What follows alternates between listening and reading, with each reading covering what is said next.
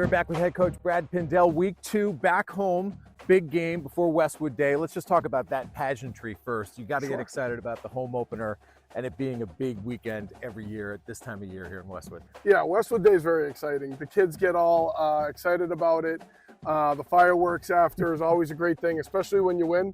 Not so great if you lose, but hopefully we'll be on the right end of it. The kids are looking forward to it, and it should be a huge crowd. Okay, things got out of hand quickly against a very talented Weymouth team last Friday night. What do you take out of that game, and what have you been focusing on this week as you turn the page and start thinking about Bellingham? Sure.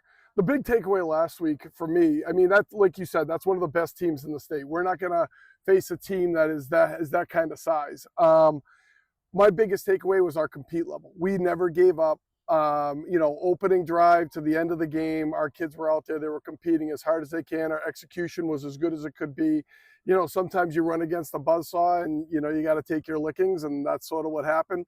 They're regenerated or rejuvenated and ready to go for this week. So you look at Bellingham, and as I rattle off some of these names, sure, one thing that jumps out to me is their experience. The guys who are making the plays for Bellingham, Zach Berkeley, the senior quarterback, very consistent. Gabe Egan, senior running back, he put up 160 in week 1, 46 last week against Ashland. You should know Bellingham comes into this matchup 1-1. They've got an extra game under their belt. John Doucette, a senior wide receiver. Max Gamble, a senior wide receiver. So when you're facing an experienced team, how does that change your preparation? So we know that they're going to have a lot of offense, a lot of defense. There's a lot of different things. The more experience you have, the more you can put in. So we're expecting a lot of different things, a lot of different formations. They have a lot of different concepts.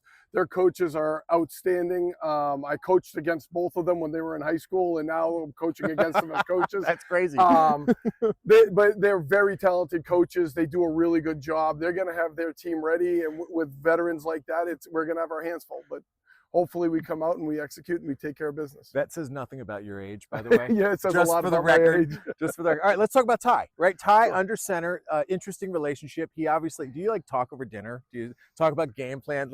How does it work? Sometimes. It depends. Like if there's something pops in my head, we'll talk about it.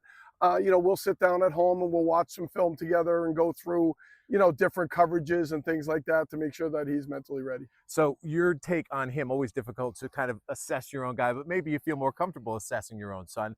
I mean, to be thrown under center first time, I'm sure he got some reps in years past, but for real, with the lights shining brightly, I mean, how do you assess his performance? Again, going against a top 20 team in the state, I thought he handled himself really well. You could see the nerves in him early.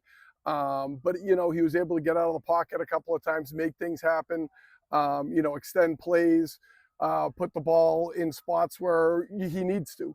Again, I just think that it was hard. The Hardy Val is Weymouth's pass rush was so good. It was hard to get a true read on, how he's going to do sitting in the pocket. Again, as a dad, I was proud of him. As a coach, I was happy with his performance. Good stuff. Anybody we should be keeping our eye on this week on the Westwood side? Same crew. I mean, Charlie Toole had a hell of a game last week, over 100 yards receiving.